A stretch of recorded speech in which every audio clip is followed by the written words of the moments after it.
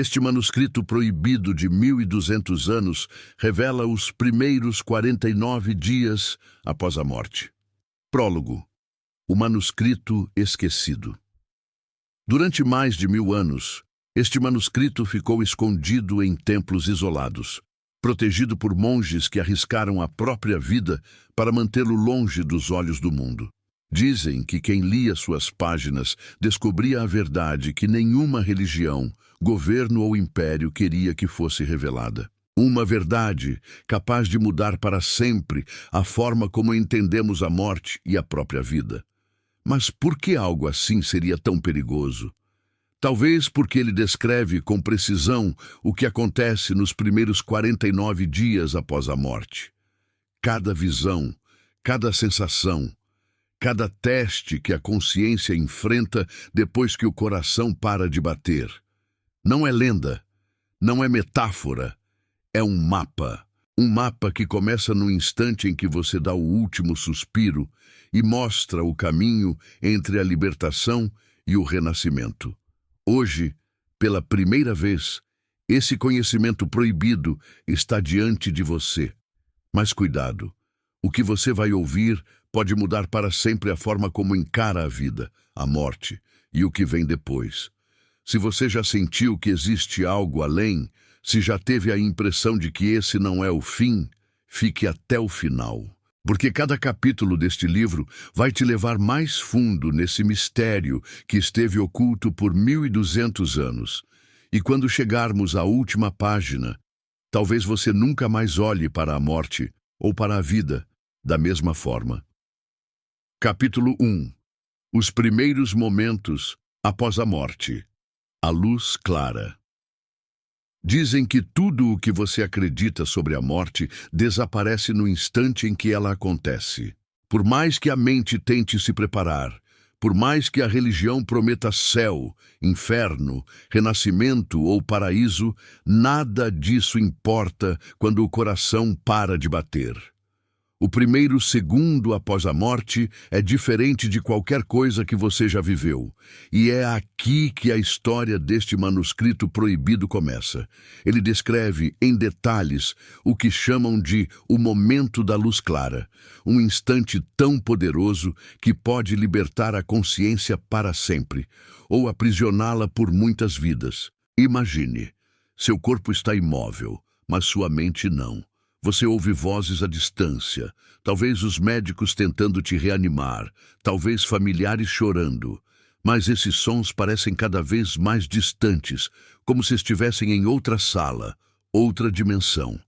Há uma estranha leveza no ar, como se tudo que pesava, dores, preocupações, medos, tivesse ficado para trás junto com a carne e os ossos. De repente, um brilho imenso começa a surgir à sua frente. Não é uma luz comum, não vem de lâmpadas, sol ou fogo. É uma luz impossível de descrever, mais brilhante que 1000 sóis, mas que não queima, não fere, não cega. Ela apenas existe.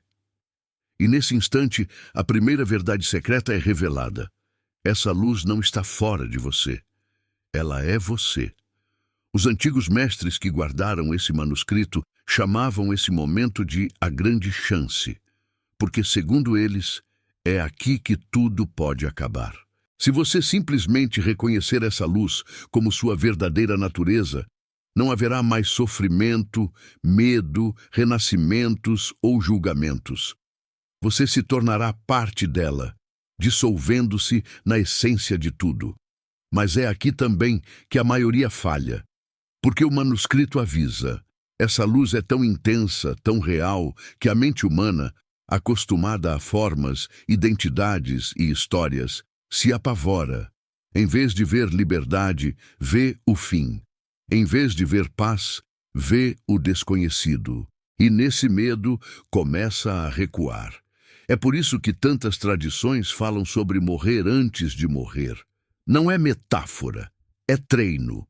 Quem aprendeu a silenciar a mente, a soltar os apegos, a não se agarrar a nada, reconhece a luz. Mas quem passa a vida inteira preso ao corpo, ao nome, à história pessoal, tende a se confundir. Em vez de mergulhar na luz, começa a procurar algo familiar. Rostos, vozes, memórias. E é aí que a jornada de 49 dias começa. Porque, ao rejeitar a luz, a consciência mergulha no bardo, o estado intermediário entre vidas, onde visões de paz e terror esperam por ela. Mas o manuscrito descreve algo ainda mais profundo. A luz clara não é apenas uma chance de escapar da roda da vida e da morte. É um teste para a mente humana. Ela reflete, como um espelho, tudo o que você acredita ser. Se você acha que é um corpo, verá o corpo morrendo. Se acha que é a mente, verá a mente se fragmentando. Mas se reconhecer que é a própria luz, não haverá nada a temer. E aqui surge uma pergunta perturbadora. Quantas vezes você já passou por isso sem lembrar? Quantas vidas você já viveu? Porque no momento da verdade, teve medo e recuou. O manuscrito sugere que cada um de nós já enfrentou a luz clara inúmeras vezes, mas a maioria não consegue atravessá-la. Presos em apegos, culpas e desejos, somos atraídos de volta à roda de nascimentos e mortes, como mariposas em torno de uma chama. O texto sagrado descreve, com uma precisão quase assustadora, as primeiras sensações, uma expansão repentina, como se todo o universo coubesse dentro de você, um silêncio absoluto, interrompido apenas por um som profundo, semelhante a um trovão distante ou ao rugido do vento cósmico. E, por fim, a presença da luz, silenciosa, infinita, chamando você para casa. Mas então, algo acontece. O manuscrito diz que, para quase todos, nesse ponto começa uma batalha invisível. De um lado, a luz que convida para a libertação. Do outro, as memórias, desejos e medos que puxam de volta para as ilusões da existência. É por isso que tantos textos espirituais falam sobre deixar ir, porque sem soltar completamente, você não atravessa a luz. E aqui está a parte mais perturbadora. O manuscrito afirma que ninguém julga você. Não há anjos, demônios ou deuses apontando o dedo. O que existe é apenas a sua própria mente, projetando tudo o que acreditou, temeu ou desejou. Se você espera punição, verá punição. Se espera perdão, verá perdão. Se espera o nada, pode até ver o nada. Mas tudo isso é reflexo, não realidade. A única realidade é a luz, e quase ninguém a reconhece. Segundo os guardiões desse conhecimento, é aqui, nos primeiros momentos após a morte, que os mestres espirituais tentam ajudar os mortos. Eles sussurram orações, cânticos, mantras, não para guiar a alma como quem guia um viajante perdido, mas para lembrá-la. Essa luz é você. Não tenha medo, reconheça-a, porque a cada segundo que passa, a luz começa a se apagar. Sim, o manuscrito diz que a luz clara não espera para sempre. É como uma porta que se abre por um breve instante. Se você atravessa, alcança a libertação. Se hesita, a porta se fecha e você é lançado nas próximas etapas do bardo, onde visões, memórias e julgamentos aguardam. É por isso que esse primeiro momento é tão decisivo. É o instante mais próximo da verdade última. E há algo ainda mais inquietante. O manuscrito afirma que, mesmo agora, vivo, você está ensaiando esse momento sem saber. Cada vez que medita, que sonha, que dorme profundamente, a luz aparece por um segundo, mas a mente, inquieta, pula para outra coisa. É por isso que morrer é chamado de o grande teste, porque pela primeira vez não haverá mais corpo para segurar você aqui, só a luz e você. Alguns relatos modernos de experiências de quase morte confirmam essas descrições. Pessoas que foram declaradas clinicamente mortas por minutos relatam ver essa luz indescritível, sentir paz absoluta, como se estivessem voltando para um lugar conhecido, mas distante na memória. Alguns dizem ter ouvido vozes, outros afirmam ver figuras queridas esperando por eles, mas o manuscrito avisa: Até isso pode ser ilusão criada pela própria mente para manter você preso. A libertação não está nas formas que aparecem, mas na luz além de todas elas. Então o texto faz uma pergunta direta, como se falasse ao leitor. Quando sua hora chegar, você vai reconhecer a luz? Porque esse é o primeiro e maior desafio dos 49 dias. Se você atravessa a luz clara, não há mais provas, julgamentos ou renascimentos. Mas se recua, a jornada apenas começou. E o que vem a seguir pode ser muito mais intenso. Nos próximos capítulos, o manuscrito vai revelar como essa jornada se desenrola, as visões de paz e terror, o julgamento kármico, os testes finais e o segredo que ficou proibido por mais de 1.200 anos. Mas tudo começa aqui, no instante em que o coração para de bater e a consciência encontra a luz. E talvez, só talvez, ao entender isso ainda em vida, você não precise temer o que vem depois. Porque a verdade é simples, mas assustadora. A morte não é o fim. É apenas o espelho daquilo que você é por dentro. Capítulo 2. O Bardo. A jornada de 49 dias da vida após a morte. Poucos segundos depois que a luz clara desaparece, algo estranho começa a acontecer. Para quem já atravessou esse momento, a sensação é impossível de descrever com palavras humanas. Para quem nunca passou por isso conscientemente, tudo o que vem a seguir parecerá apenas um sonho, mas um sonho mais real do que a própria vida. O manuscrito proibido chama essa etapa de o bardo, o estado intermediário. Não é vida, não é morte, não é céu nem inferno. É algo entre tudo isso, um território invisível, misterioso, onde a consciência vagueia por 49 dias antes de seu destino final, renascer, ou se libertar para sempre. E o mais perturbador é que o bardo não está em algum lugar distante. Ele acontece dentro da própria mente, mas tão vívido, tão intenso, que parece ter forma, cor, cheiro, som. É como se os pensamentos se tornassem montanhas, rios, ventos, como se as emoções ganhassem corpo, rosto, olhos que olham para você. O que antes era apenas sentimento vira realidade. E é nesse labirinto mental que a jornada de 49 dias começa.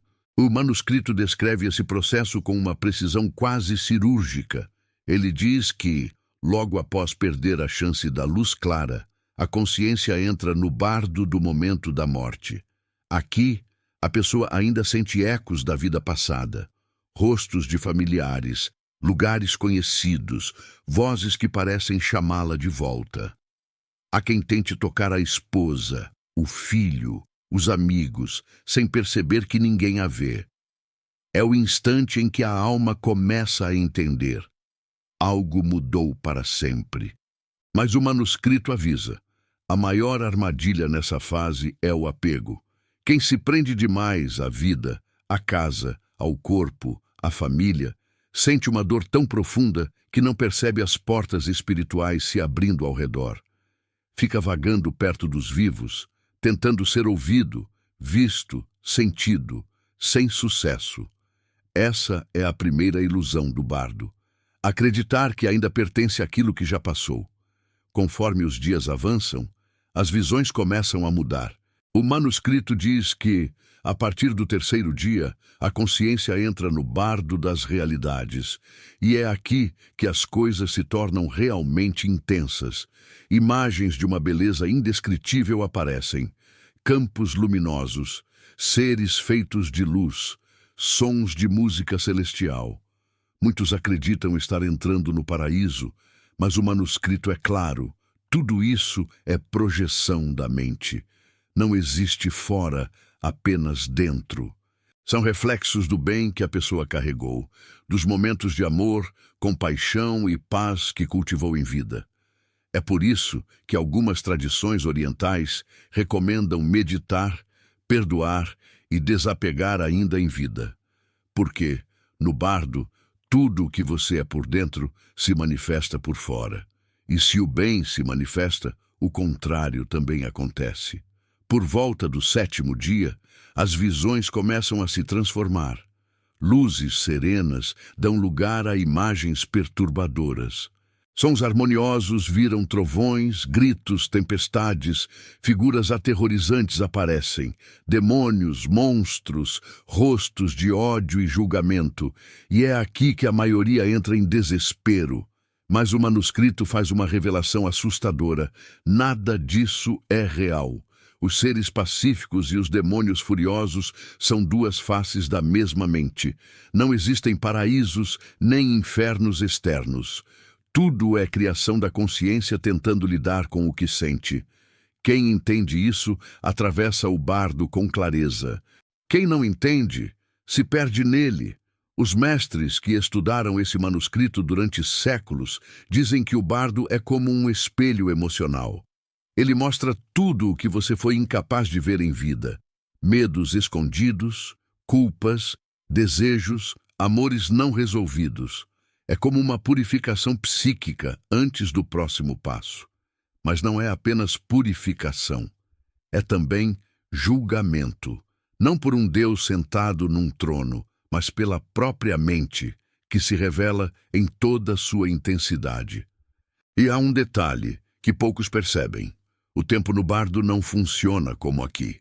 Um dia pode parecer uma eternidade. Uma visão de poucos segundos pode conter a sensação de anos. É por isso que as pessoas presas no bardo acreditam estar em mundos sólidos, vivendo histórias inteiras, quando na verdade tudo está acontecendo apenas dentro delas. O manuscrito descreve 7 estágios principais, cada um correspondente a 7 dias, completando os 49 dias da jornada. Primeira semana, a alma ainda se apega à vida passada. É confusão, nostalgia, tentativa de voltar ao corpo. Aqui muitos nem percebem que morreram.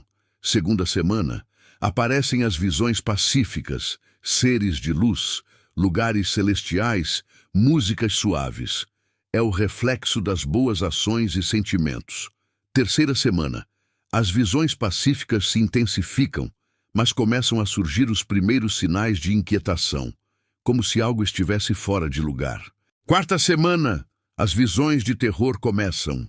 Sons violentos, figuras demoníacas, tempestades mentais, é o reflexo das culpas, medos e raivas reprimidas. Quinta semana, o julgamento kármico começa. A pessoa revê toda a vida, sente na própria pele o que fez aos outros, tanto o bem quanto o mal. Sexta semana, surge o teste final.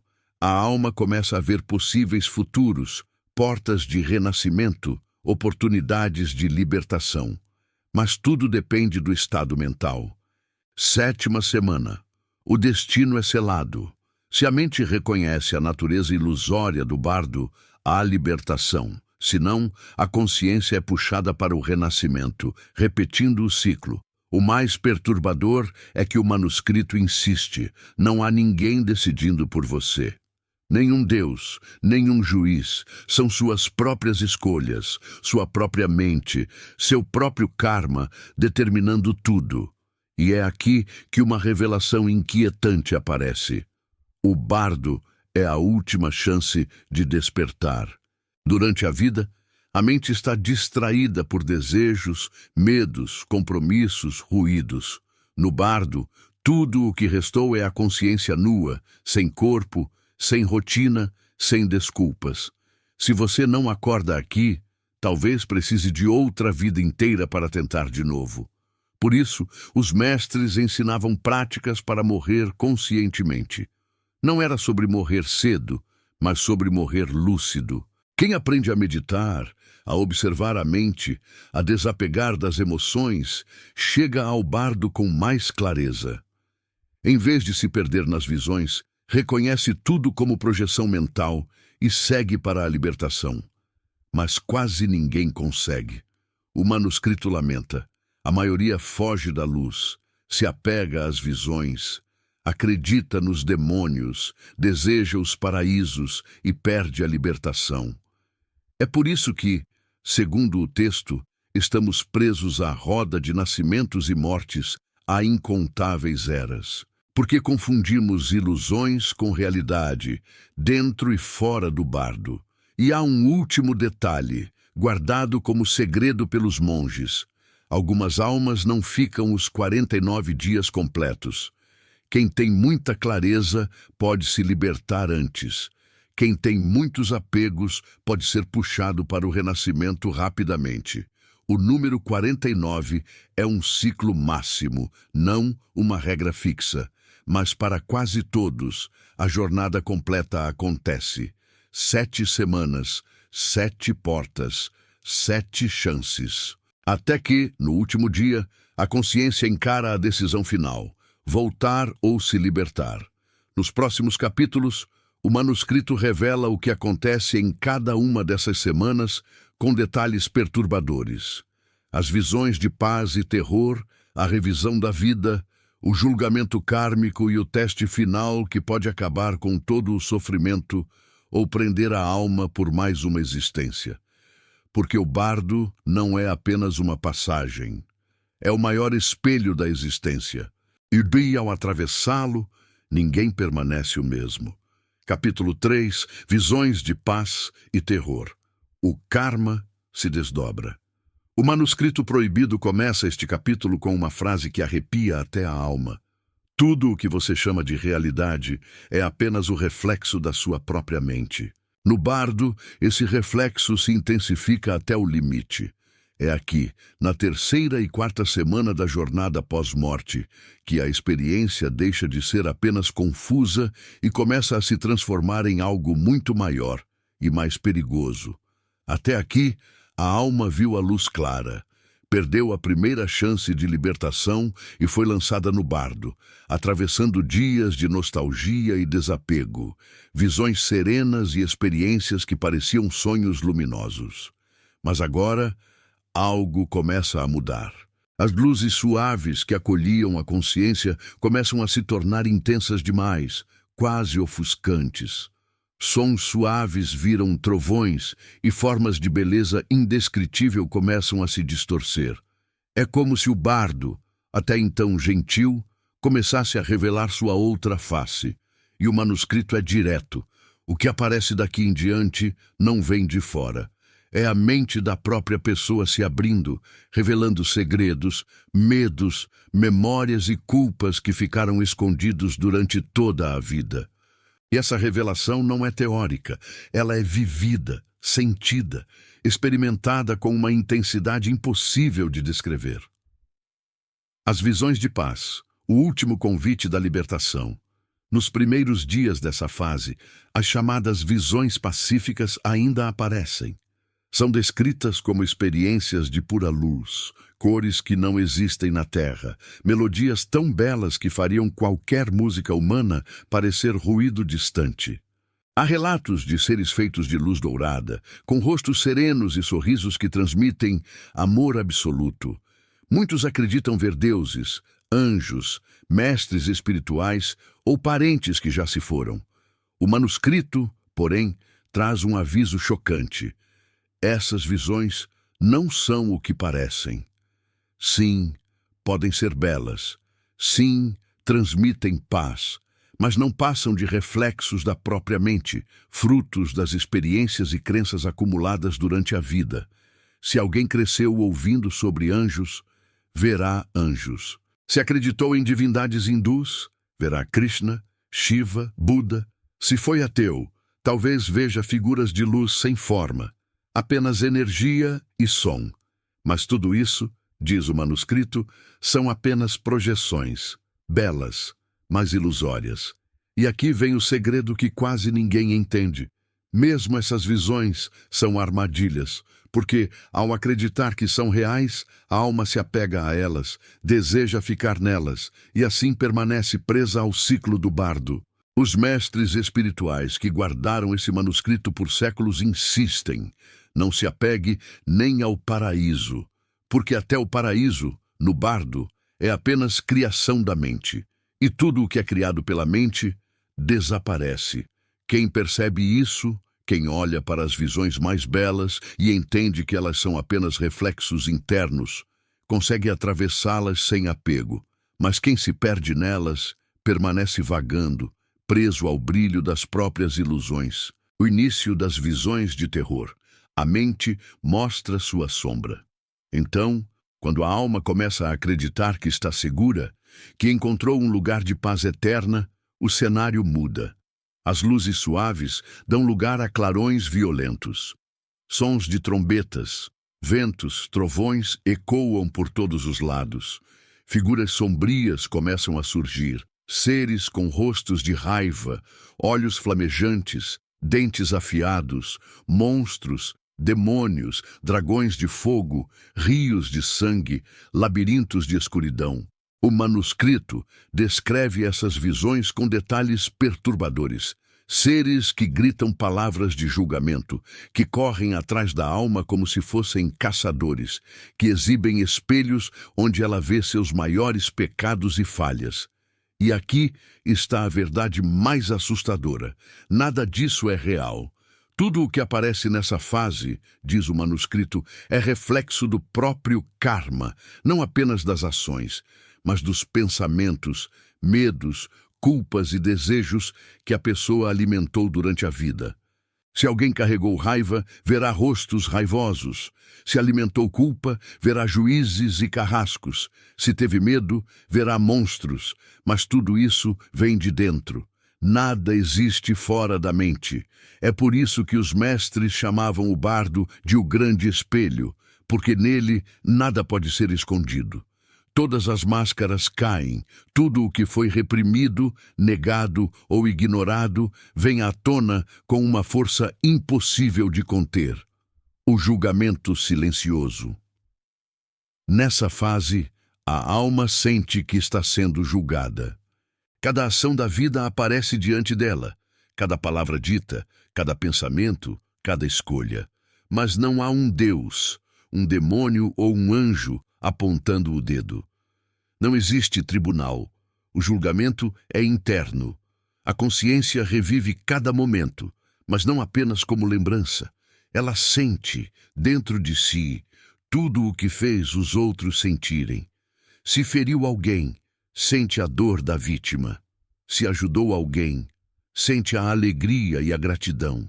É como se toda a rede de consequências da vida se revelasse de uma vez. E aqui está o detalhe mais perturbador.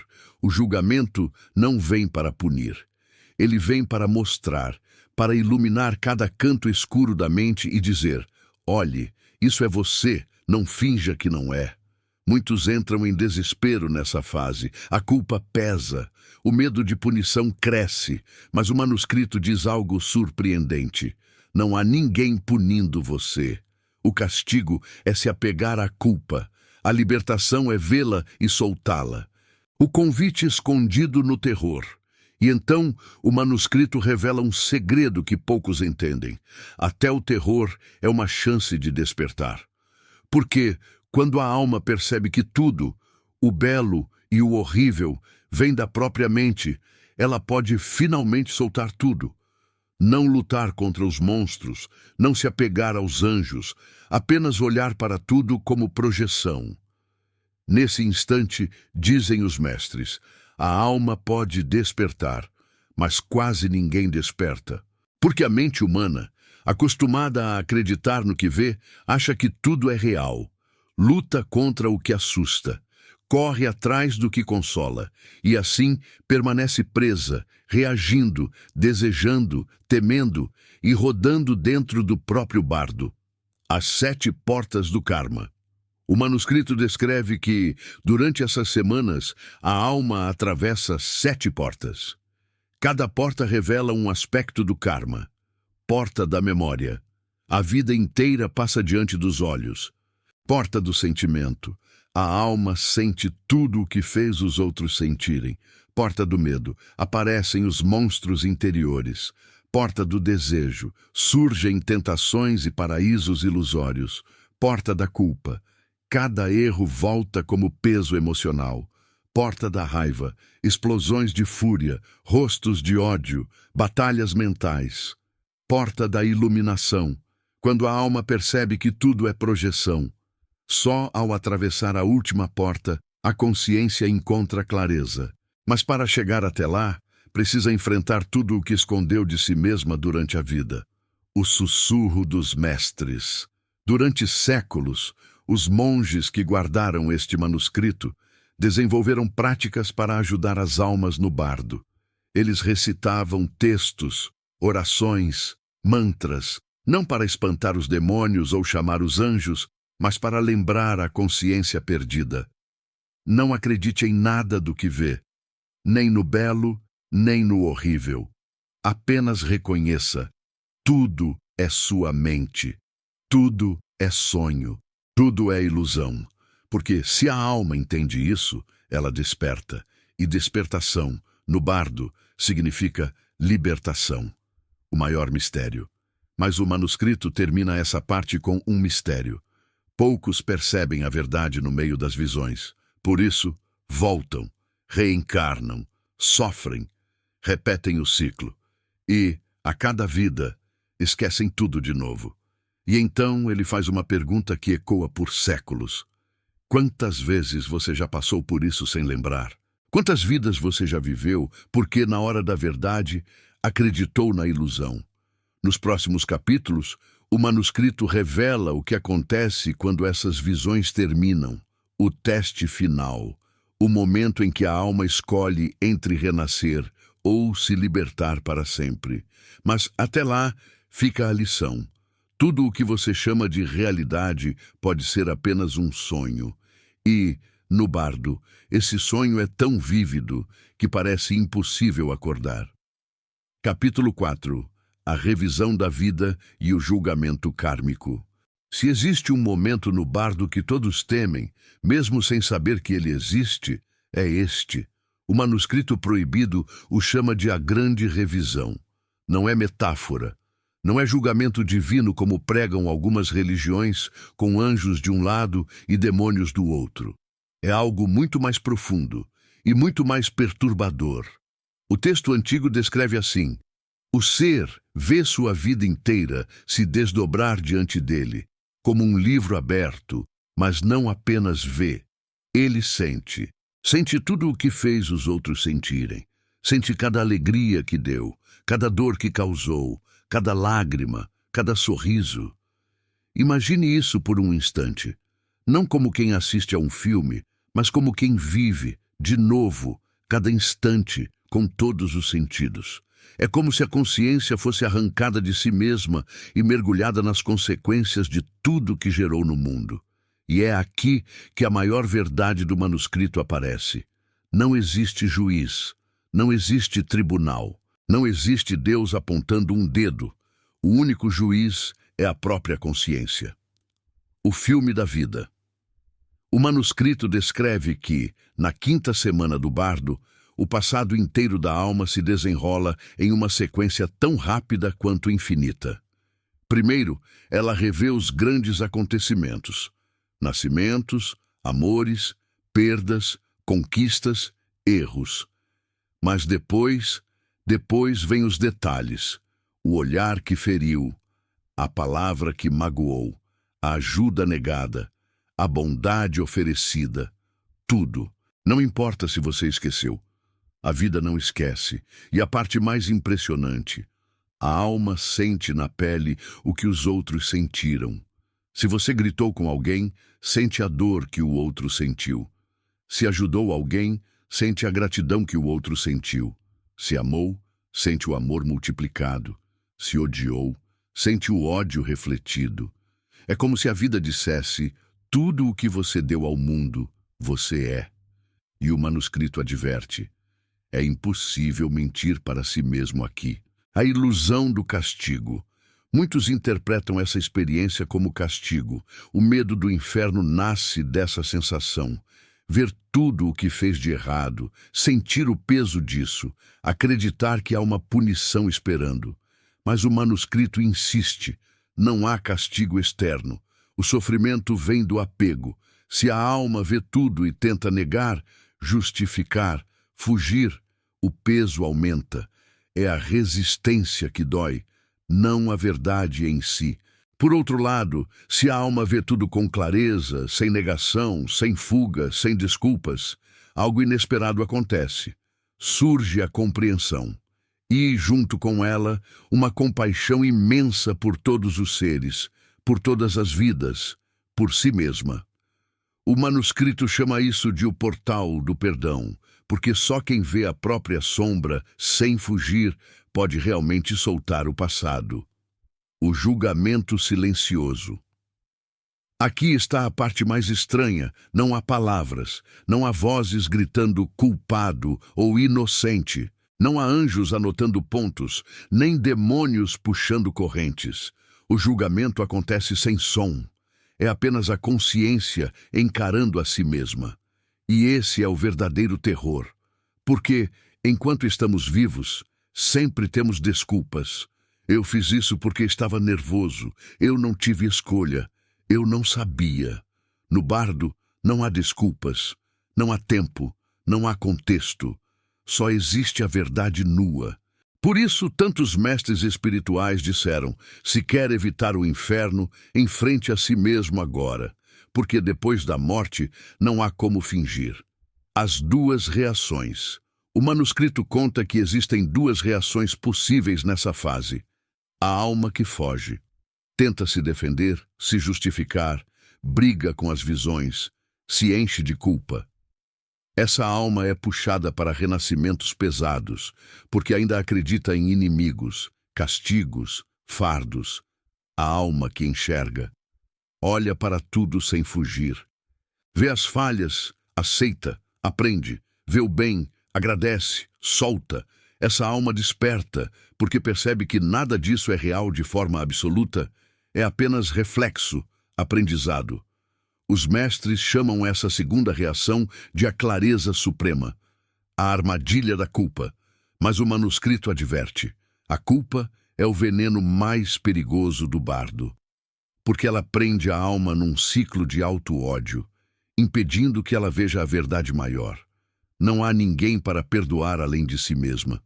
Quem se agarra à culpa se vê indigno da libertação. Quem solta a culpa encontra a porta para sair do ciclo. E aqui está o detalhe mais chocante. Os mestres afirmam que, para além de todo julgamento, existe apenas consciência pura. Que a vida não pune, apenas mostra.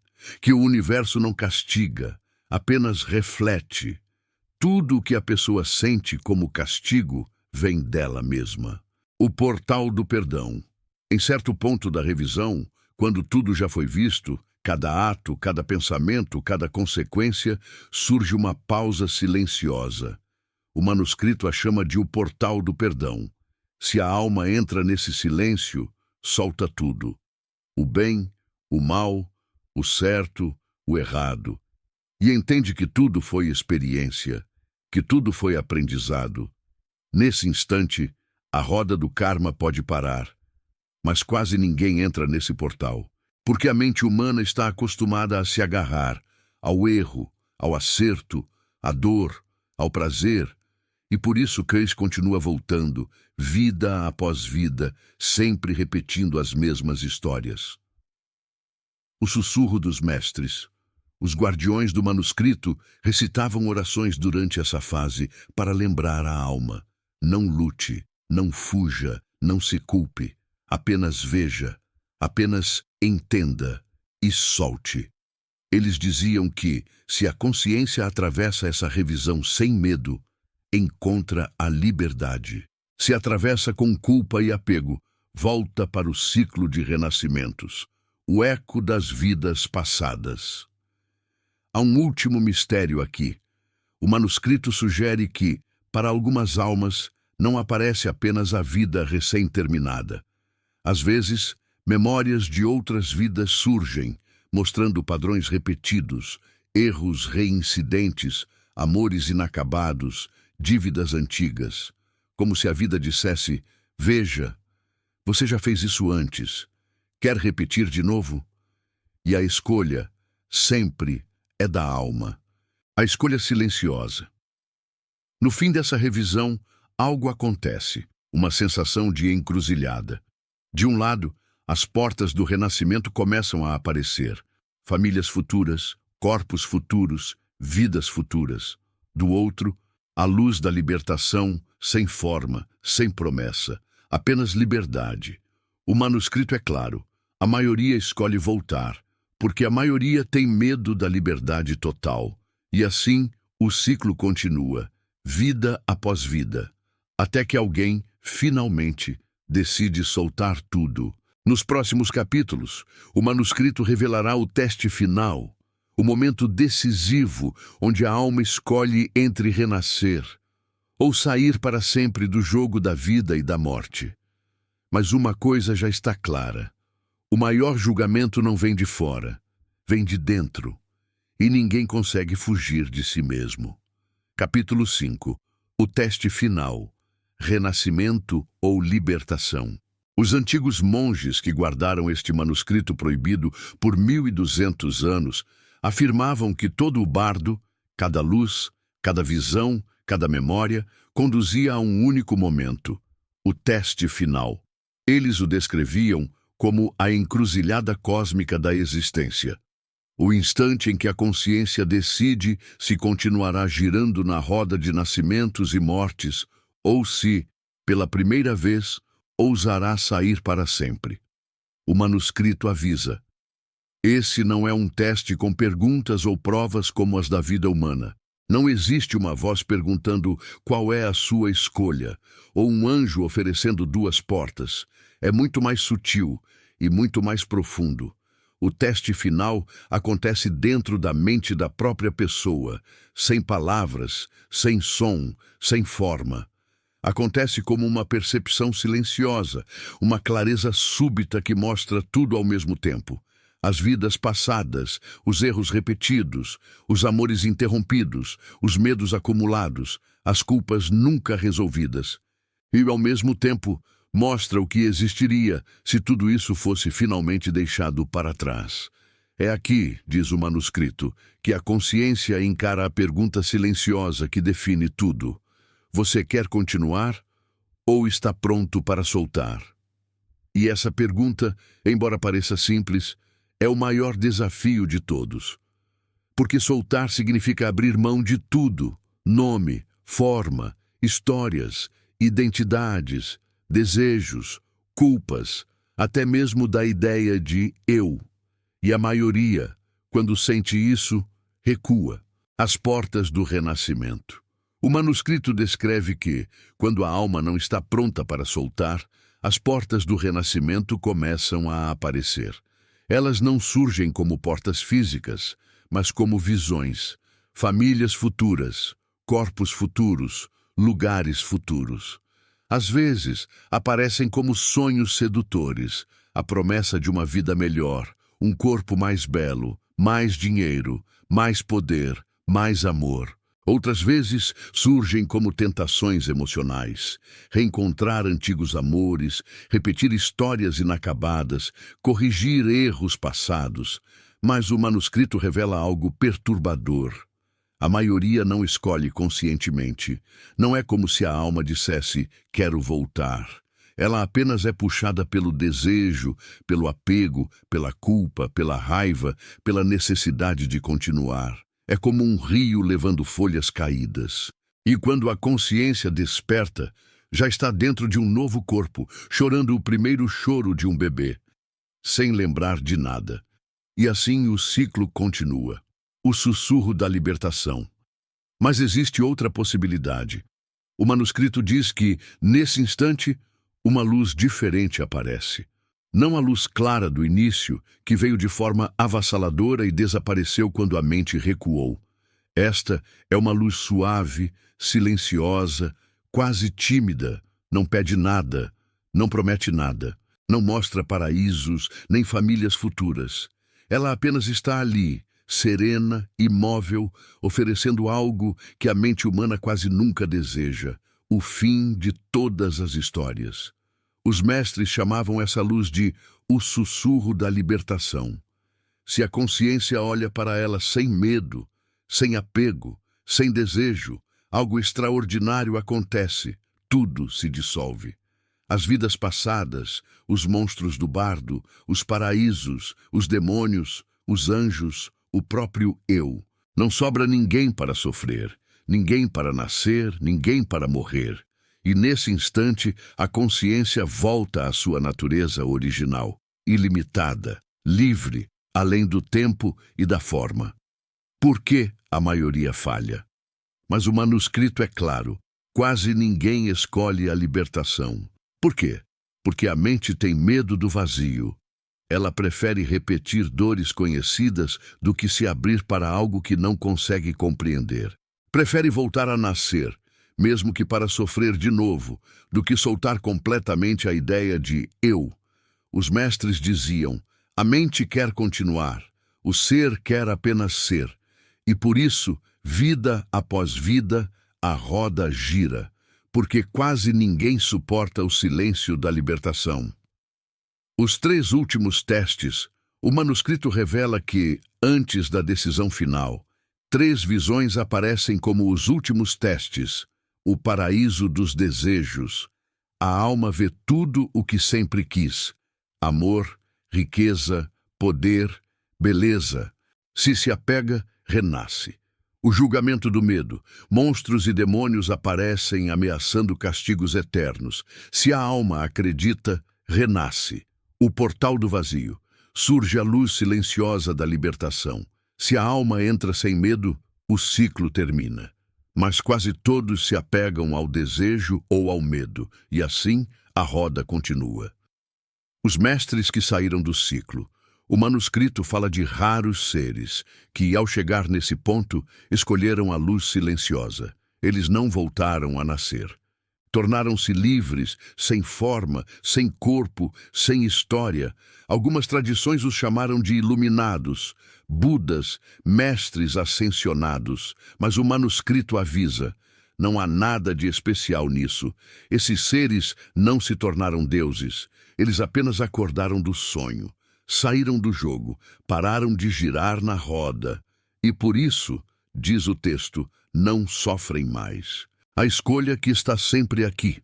Mas aqui vem o segredo mais surpreendente do manuscrito. Ele diz que esse mesmo teste acontece de forma sutil durante a vida. Cada vez que você solta um apego, cada vez que perdoa, cada vez que medita profundamente, cada vez que deixa o passado ir, você está ensaiando o teste final. Porque a libertação não começa depois da morte. Ela começa agora.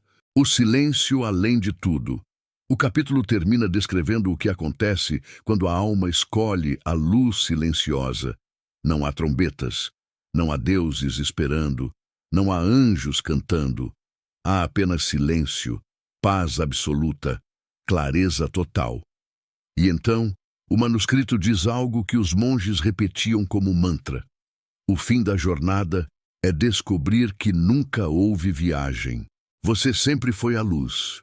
Nos próximos capítulos, o manuscrito revelará por que esse conhecimento ficou escondido por 1200 anos e o motivo pelo qual governos, religiões e impérios temiam tanto que a humanidade soubesse disso. Porque, se todos perdessem o medo da morte, quem controlaria os vivos? Capítulo 6. O segredo proibido por 1200 anos. O manuscrito afirma que o conhecimento sobre os 49 dias após a morte não foi apenas esquecido pelo tempo, ele foi deliberadamente escondido. Guardado a ferro e fogo por monges, perseguido por impérios, silenciado por religiões, proibido por reis e sacerdotes que sabiam. Se o ser humano descobrisse o que realmente acontece depois da morte, nada seria como antes. Porque esse conhecimento tem um efeito devastador, não sobre a alma, mas sobre os sistemas de poder que governam os vivos. O manuscrito é claro. Quando alguém entende que a morte não é um fim, nem um castigo eterno, nem um julgamento feito por entidades externas, todo medo desaparece, e um povo sem medo não pode ser controlado. Os impérios que temiam a liberdade, imagine impérios baseados em obediência cega, religiões construídas sobre a promessa de céu para os fiéis e de inferno para os rebeldes. governos sustentados pelo medo da morte, pela necessidade de proteger a vida a qualquer custo, pela crença de que a alma depende de mediadores para alcançar a salvação. Agora, imagine o que aconteceria se, de repente, todos soubessem que não existe um Deus punindo ou recompensando. A própria consciência cria o paraíso e o inferno. A libertação não depende de templos, rituais ou líderes, mas de lucidez. Quem obedeceria a reis, sacerdotes e tiranos se descobrisse que a liberdade está dentro e não fora? O manuscrito conta que os primeiros monges que carregaram esse conhecimento foram caçados como traidores. Textos foram queimados, cópias foram destruídas, apenas alguns fragmentos sobreviveram, escondidos em cavernas, criptografados em símbolos, recitados em sussurros para discípulos confiáveis. E tudo isso porque os poderosos temiam um povo sem medo, a religião do medo. O manuscrito denuncia algo perturbador. A maioria das religiões organizadas transformou a morte em arma. Prometeram céu para os obedientes. Ameaçaram com o inferno os rebeldes. Venderam perdão, rituais, indulgências, bênçãos, como se a salvação fosse um negócio espiritual. Mas, segundo o texto, nada disso tem poder real. Porque, após a morte, não há sacerdotes guiando a alma, não há templos para rezar, não há santos intermediando o destino. Só existe a própria mente, encarando seus reflexos no bardo. E quando isso é entendido, todo medo desaparece. Por que 1200 anos? O manuscrito sugere que o segredo foi escondido por tantos séculos porque existiam duas forças opostas: os guardiões da verdade, monges, mestres e místicos que protegiam o conhecimento, esperando a hora certa para revelá-lo. Os senhores do medo, impérios e religiões que sabiam que, se o povo entendesse a morte, perderiam poder sobre a vida. E durante 1200 anos, os senhores do medo venceram. Livros foram queimados, monges foram mortos. Bibliotecas inteiras desapareceram em incêndios acidentais, e apenas cópias secretas, escondidas em cavernas e templos isolados, sobreviveram, passadas de geração em geração como tesouro proibido. O dia em que o segredo escapou. Mas o manuscrito diz que sempre chega um dia em que a verdade não pode mais ser contida. Que, por mais que impérios tentem apagar, a vida sempre encontra uma forma de lembrar. E esse dia chegou quando alguns fragmentos do texto foram descobertos por viajantes e estudiosos. Ao serem traduzidos, revelaram algo que chocou até os próprios tradutores. Não existe fim, não existe punição eterna, não existe julgamento divino. O que existe é a consciência, criando realidades conforme suas crenças, medos e desejos. E isso muda tudo. A reação dos poderosos. Quando esse conhecimento começou a circular, os impérios tentaram desacreditá-lo. Chamaram-no de heresia, feitiçaria, loucura. Ridicularizaram os monges, queimaram manuscritos, criaram dogmas para controlar o que as pessoas poderiam ou não acreditar sobre a morte. Mas o manuscrito avisa: a verdade não precisa de defesa. Porque, uma vez que alguém entende o bardo, o medo da morte nunca mais volta. E alguém sem medo não pode ser manipulado por promessas de paraíso nem ameaças de inferno. O que aconteceria se todos soubessem? O manuscrito termina este capítulo com uma pergunta. E se todos soubessem que a morte não é um fim, nem um castigo, nem um julgamento? Que não existe um Deus punindo, nem um demônio caçando, nem um céu para poucos? Que tudo depende apenas da clareza da própria mente? A resposta vem em seguida, como um golpe silencioso. Se todos soubessem, os impérios cairiam, as religiões perderiam o controle, e a humanidade, pela primeira vez, conheceria a liberdade. E talvez seja por isso que esse manuscrito ficou escondido por mais de 1 milênio. Nos próximos capítulos, o texto revela por que a humanidade moderna continua falhando no teste da morte e como esse conhecimento pode transformar a maneira como vivemos antes mesmo de morrermos. Porque a pergunta mais perturbadora ainda está por vir. Estamos prontos para a liberdade que vem com essa verdade? Capítulo 7. Estamos falhando no teste da morte? O manuscrito proibido é implacável neste ponto. Ele não culpa deuses, demônios, karmas ou destinos. Ele não aponta dedos para poderes invisíveis. Não diz que há forças externas nos punindo ou recompensando. Ele lança a pergunta mais desconfortável de todas. Será que nós, humanidade, estamos falhando no teste da morte, repetidamente? Porque a verdade é brutal. Segundo o texto, a cada vida, a cada existência, a cada oportunidade de atravessar os 49 dias com clareza, a maioria das pessoas comete os mesmos erros. Elas se apegam à luz, depois fogem dela. Se apegam às visões, acreditam nos paraísos, temem os demônios, agarram-se ao corpo, à identidade, aos desejos e, quando chega o teste final, escolhem a continuidade, não a libertação. O manuscrito descreve isso como o grande sono da consciência. Um sono profundo, cheio de sonhos, alguns belos, outros horríveis, mas ainda assim, sonhos. E ele insiste, enquanto não despertarem, continuarão voltando. Mas por que falhamos?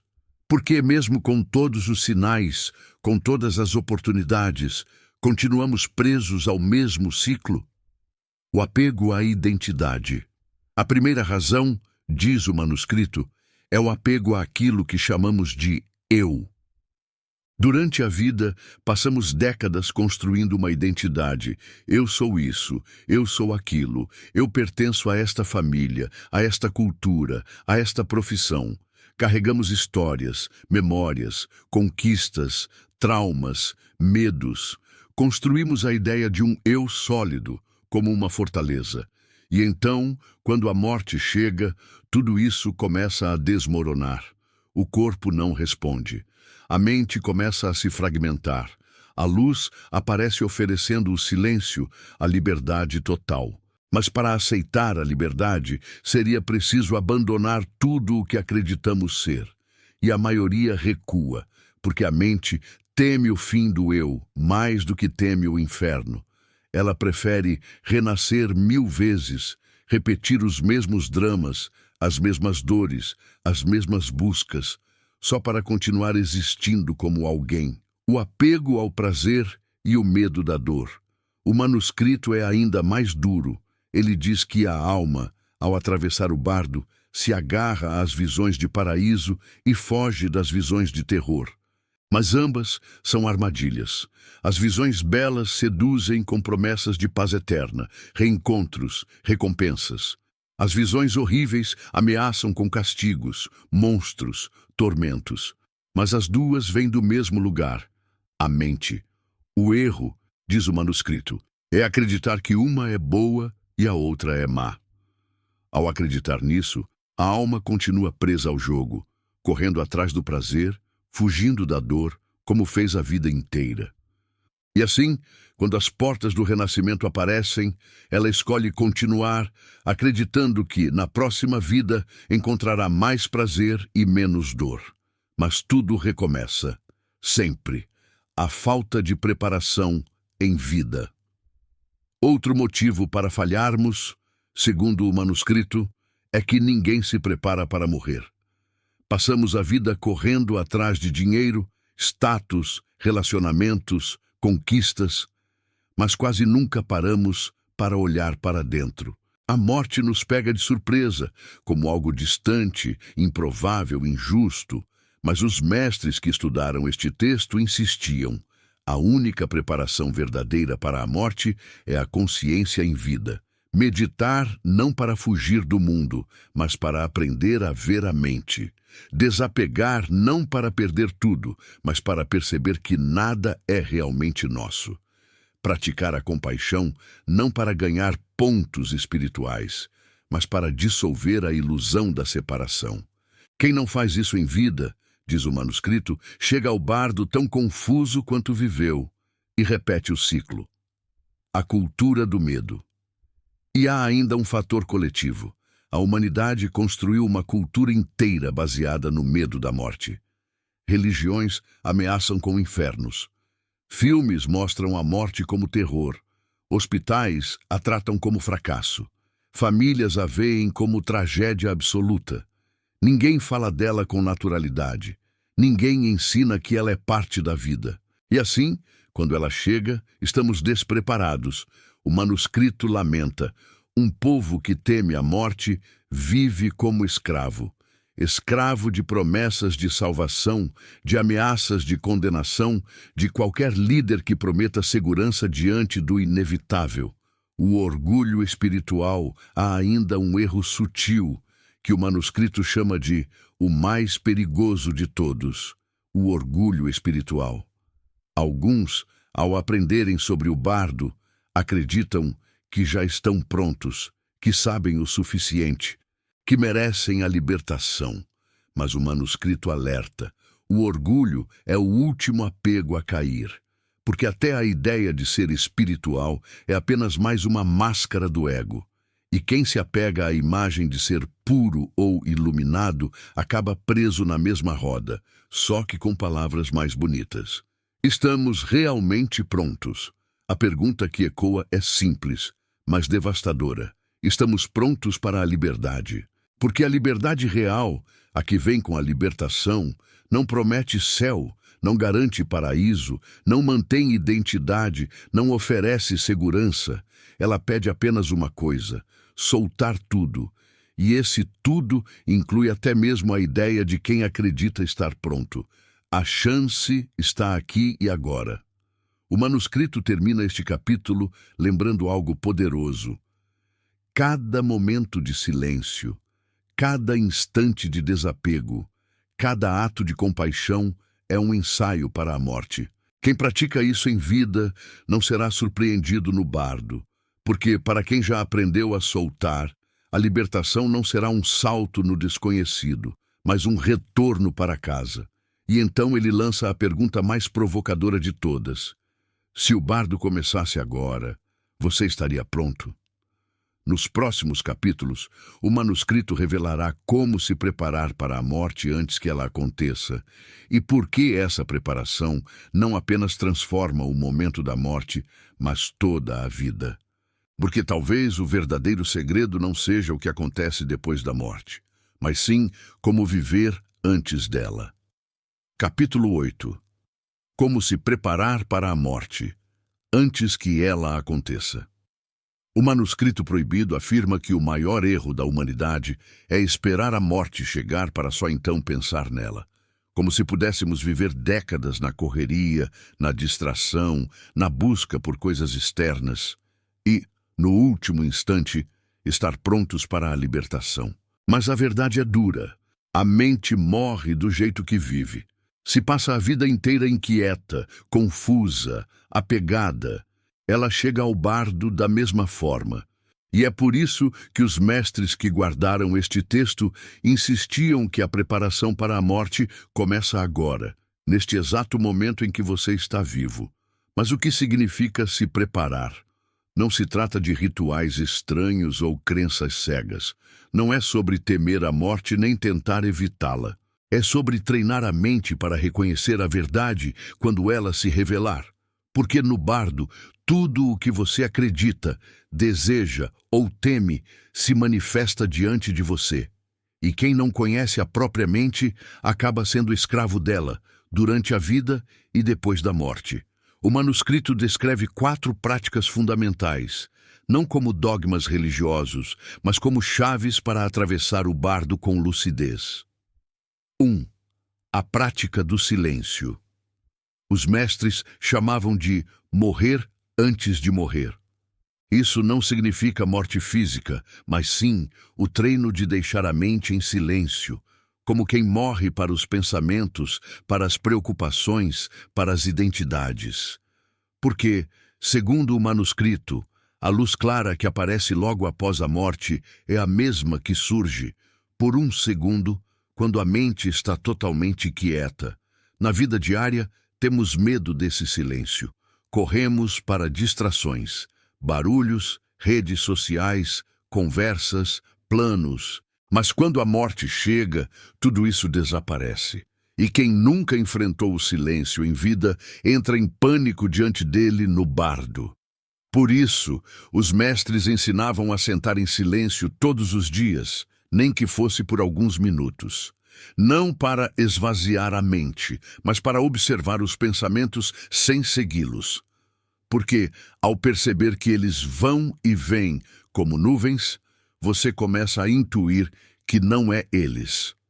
E essa percepção é libertadora. 2. O desapego consciente. O manuscrito insiste. O apego é o maior motivo para o renascimento. Apego à família, ao corpo, aos bens, às memórias, às emoções. Não porque amar seja errado. Pelo contrário, os mestres falavam de um amor profundo pela vida. Mas apego não é amor.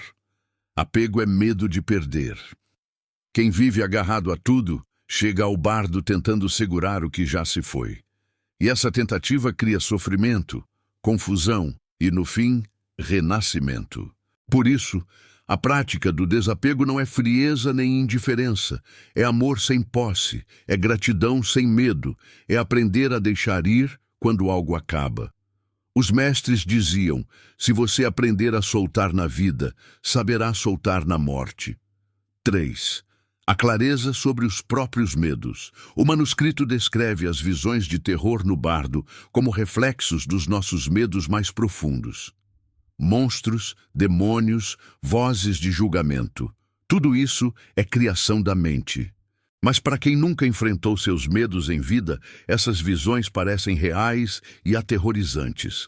Por isso, os mestres ensinavam a prática de olhar para os próprios medos de frente. Não fugir deles, não escondê-los, perguntar, o que realmente estou temendo? Porque, segundo o texto, quando o medo é visto com clareza, ele perde a força. E, no bardo, essa clareza pode ser a diferença entre libertação e mais uma vida de confusão. 4. A compaixão como libertação. Talvez a revelação mais bonita do manuscrito seja esta. A compaixão liberta não apenas os outros, mas a nós mesmos. Quando vivemos cheios de raiva, ódio, ressentimento, carregamos tudo isso para o bardo. E lá, cada sentimento volta como reflexo, como demônios internos. Mas quando praticamos compaixão, não como obrigação, mas como compreensão profunda de que todos sofrem, todos erram, todos têm medo, algo muda. A mente fica mais leve, o coração mais livre. E boi, segundo os mestres, uma mente leve atravessa o bardo com mais facilidade. A morte como conselheira. O manuscrito recomenda algo que a maioria acha estranho: lembrar da morte todos os dias. Não como ameaça, mas como professora. Os mestres diziam, quem lembra da morte, vive de verdade. Porque quando sabemos que tudo é passageiro, brigamos menos por bobagens, amamos mais, perdoamos mais rápido, aproveitamos cada momento com mais presença. E assim, a vida se transforma. Viver de forma que a morte não assuste. O texto conclui este capítulo com uma verdade simples e profunda. Viva de um jeito que, quando a morte chegar, ela não encontre nada para levar. Porque você já terá soltado tudo, o orgulho, a culpa, o apego, o medo. Então ela não será inimiga, mas libertação. Essa é a preparação verdadeira, não rituais, não promessas, não dogmas, apenas clareza, desapego, silêncio e compaixão. Porque, segundo o manuscrito, quem aprende a morrer em vida, não morre quando a morte chega. Nos próximos capítulos, o texto trará a verdade final sobre a morte, a revelação que os monges chamavam de o último segredo. Uma verdade tão simples que pode mudar para sempre a maneira como olhamos para a vida, para a morte e para tudo que existe além delas. Capítulo 9. A verdade final sobre a morte. Durante séculos, reis, sacerdotes e conquistadores construíram impérios inteiros em torno do medo da morte. Igrejas ergueram altares para prometer salvação. Governos criaram rituais para celebrar os mortos. Culturas inteiras moldaram suas leis e costumes ao redor do que aconteceria após o último suspiro. No entanto, este manuscrito proibido, escondido por mais de 1.200 anos, ousa dizer que tudo o que nos contaram sobre a morte está errado. Porque, segundo os monges que guardaram este conhecimento, a morte não é um fim, nem um castigo, nem uma passagem para paraísos ou infernos externos. A morte é um espelho tão perfeito que não mostra o corpo, nem os feitos, nem os títulos. Apenas a mente nua, sem máscaras, sem desculpas, sem histórias para contar. E a verdade final que o manuscrito revela é perturbadora e libertadora ao mesmo tempo. A morte não existe como pensamos. A ilusão da separação. O manuscrito descreve a vida como um sonho coletivo, um teatro cósmico no qual cada consciência veste um papel: pai, mãe, filho, guerreiro, rei, mendigo. E acredita tanto nesse papel que esquece que está apenas atuando. A morte, diz o texto, é quando a peça termina, mas os atores continuam. O problema é que estamos tão identificados com o personagem que, quando a cortina cai, entramos em pânico. Acreditamos que somos apenas o papel que interpretamos. E assim, quando a vida termina, sentimos como se nós mesmos tivéssemos acabado. Mas o manuscrito insiste: você não é o papel. Nunca foi. Você é o palco inteiro.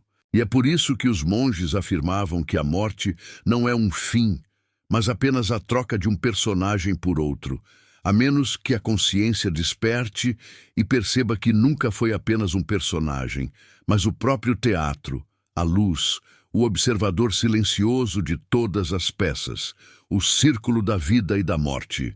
O manuscrito descreve a existência como uma roda gigante girando sem parar. Cada vida é um ponto nessa roda. Cada morte é apenas uma pausa antes da próxima volta. Para a maioria, a roda nunca para. Eles nascem, vivem, morrem, renascem, repetem amores, ódios, medos, conquistas, derrotas, mudam de corpo, mudam de tempo, mudam de cultura, mas continuam os mesmos em essência, porque não perceberam o jogo. E aqui vem a revelação mais desconfortável. O ciclo não é imposto por deuses, karmas ou forças externas. A roda continua girando porque a mente se agarra a ela. Porque acreditamos ser apenas personagens. Acreditamos que a história tem que continuar. Quem solta a história, quem desperta do sonho, vê a roda parar. A luz clara e o fim do jogo. O manuscrito diz que, no instante da morte, a luz clara aparece para todos, mas a maioria recua. A luz parece imensa, infinita, desconhecida demais. As pessoas preferem voltar para as histórias conhecidas, mesmo que incluam dor, medo e sofrimento, porque pelo menos são familiares. Mas para quem entra na luz sem medo, algo extraordinário acontece. Todas as peças de teatro desaparecem. A roda para, as vidas passadas, os desejos, os monstros, os paraísos, as culpas, tudo se dissolve como névoa ao sol. E, nesse instante, a consciência desperta para sua verdadeira natureza, ilimitada, livre, sem nascimento e sem morte. Os mestres chamavam isso de a grande libertação. O segredo dos mestres. O manuscrito revela que alguns poucos, muito poucos, descobriram esse segredo ainda em vida.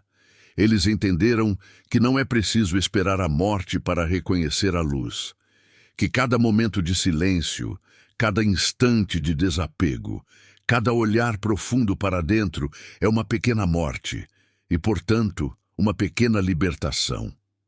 Esses mestres viveram de forma diferente. Não tinham medo do fim, porque já tinham visto o que existe além dele. Para eles, a vida e a morte eram apenas duas faces da mesma moeda. Quando o corpo deles parava de respirar, ninguém via desespero em seus rostos. Havia serenidade, como quem apenas troca de roupa ao final do dia. A ilusão do céu e do inferno. O manuscrito derruba outra crença poderosa. Céu e inferno não são lugares físicos, mas estados da mente. Quando alguém morre cheio de medo, ódio e culpa, vê demônios, castigos, escuridão, não porque eles existam fora, mas porque existem dentro. Quando alguém morre com amor, paz e clareza, vê luz, paraísos, seres serenos, não porque eles estejam esperando, mas porque são reflexos da própria mente. Tudo o que aparece nos 49 dias após a morte vem de dentro, e quando a consciência entende isso, para de acreditar nas aparências e começa a perceber a verdade além delas. A verdade que liberta o manuscrito resume a verdade final em uma frase. Nada do que você pensa que é real de forma absoluta.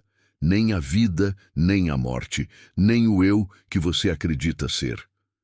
Essa frase parece sombria, mas na verdade é a chave para a liberdade.